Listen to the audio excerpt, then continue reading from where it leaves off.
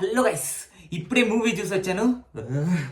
ఇంకా అనిరుద్ మ్యూజిక్ అలా చెవుల్లో పారుతూ ఉంది. అలా బాబోయ్, అసలు సినిమా అయితే వేరే లెవెల్లో ఉంది. కానీ సినిమా అన్నాక పాజిటివ్స్ ఉంటాయి, నెగిటివ్స్ ఉంటాయి. పాజిటివ్స్ ఏంటో మాట్లాడుకుందాం, నెగిటివ్స్ ఏంటో మాట్లాడుకుందాం. దాని తర్వాత మన రేటింగ్ ఎంతో కూడా తెలుసుకుందాం. సో స్టార్టింగ్ పాజిటివ్స్కి వస్తే ఎన్టీఆర్ అన్న మరియు అనిరుద్ధ్. ఫస్ట్ హీరో ఎన్టీఆర్ అన్న అయితే సెకండ్ హీరో మన అనిరుద్ధే.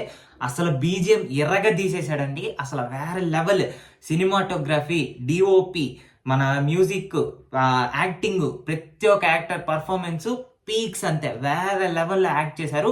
ఎక్స్పెక్ట్ చేయలేదు ఈ లెవెల్ పర్ఫార్మెన్స్. అసలు కొరటాల శివ గారు లాస్ట్ మూవీ ఆచార్య తర్వాత ఇంత ఒక డిఫరెంట్ జానర్లో, ఇంత డిఫరెంట్ జనర్లో ఒక మూవీ చేస్తాడని చెప్పనేసి ఎక్స్పెక్టే చేయలేదు.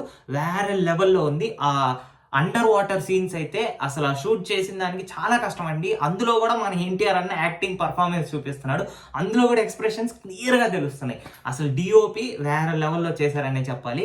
సో పాజిటివ్స్ మాట్లాడుకున్నాం, మరి నెగిటివ్స్ కూడా ఉన్నాయి. నెగిటివ్స్ కూడా మాట్లాడదాం. సో నెగిటివ్స్ ఏంటంటే మధ్య మధ్యలో ఈ సాంగ్స్ ఎక్కువ ఊరికనే బీజిఎం హైలైట్ చేసేసరికి కొన్ని దగ్గరలో డైలాగ్స్ అనేది అంత వినిపించలేదు ప్రాపర్గా. ఇంకోటి ఏంటంటే సాంగ్ అండి, మన చుట్టమల్లె సాంగ్. సో నార్మల్గా కమర్షియల్ మూవీయే, ఓకే అర్థమవుతుంది నార్మల్గా. బట్ కంటెంట్ ఓరియంటెడ్గా ఉంది కాబట్టి కంటెంట్ పరంగా వెళ్తూ ఉండేటప్పుడు మధ్యలో ఈ చుట్టమల్లె సాంగ్ వచ్చినట్లు అనిపించింది నాకు. ఎందుకంటే నార్మల్గా ఒక ఫ్లోలో వెళ్తూ ఉంది. ఆ ఫ్లోలో వెళ్ళేటప్పుడు మధ్యలో కొన్ని కామెడీ సీన్స్ బాగానే ఉన్నాయి, బాగానే పండే, బాగానే వర్కౌట్ అయింది కామెడీ కూడా. బట్ ఏంటంటే మధ్యలో ఈ కామెడీ సీన్స్, ఈ చుట్టమల్లె సాంగ్ ఇరికిచ్చినట్లు అనిపించింది.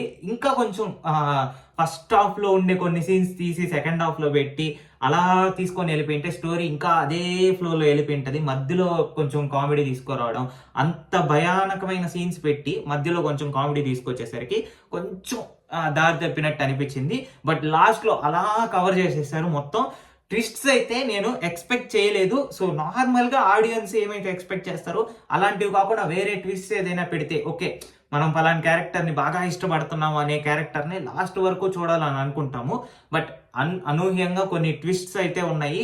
సో మరీ బాహుబలి 1, బాహుబలి 2 పెట్టిన అంత రేంజ్లో ట్విస్ట్ అయితే లేదు. అందులో మన బాహుబలిని కట్టప్ప ఎందుకు చంపాడు అంత పెద్ద ట్విస్ట్ అయితే లేదు. బట్ ట్విస్ట్స్ అయితే నార్మల్గా ఒక రేంజ్లో ఉన్నాయి. కొన్ని లూప్ హోల్స్ కూడా పెట్టారు సెకండ్ పార్ట్ కోసం. సో ఓవరాల్ గా సినిమా అయితే బాగుందండి. సో సెకండ్ హాఫ్ లో లాస్ట్ 30 మినిట్స్ 40 మినిట్స్ వేరే లెవెల్, ఇంకా డిఫరెంట్ అట్మాస్ఫియర్ లోకి వెళ్ళిపోతారు. ఫ్యాన్స్ అందరూ ఒక హైప్ తో బయటకు వెళ్ళిపోతారు, అది ఇది అని చెప్పన్నారు. సో నాకు ఇంత హైప్ పెంచడం వల్ల అంత కనెక్ట్ అవ్వలేదేమో అని అనిపించింది. బట్ లాస్ట్ 30 to 40 మినిట్స్ చాలా బాగుంది. కానీ ఎక్కువ హైప్ పెంచేసరికి అంత హైప్ పెట్టుకొని వెళ్ళి చూడొద్దండి. నార్మల్గా బాగుంది అనే ఉద్దేశంతోనే వెళ్ళి చూడండి, మీ అందరికీ బాగా నచ్చింది. సో ఫ్యామిలీ ఆడియన్స్ దగ్గరకు వస్తే, సో ఇక్కడ ఎక్కువ వైలెన్స్ ఉంటుంది ఈ మూవీలో, కాబట్టి ఫ్యామిలీ ఆడియన్స్ కూడా చూడొచ్చు. బట్ కొంతమంది పెద్దవాళ్ళు వాళ్ళందరూ వైలెన్స్ మరీ ఎక్కువగా ఉంటే చూడకూడదు అనుకుంటారు.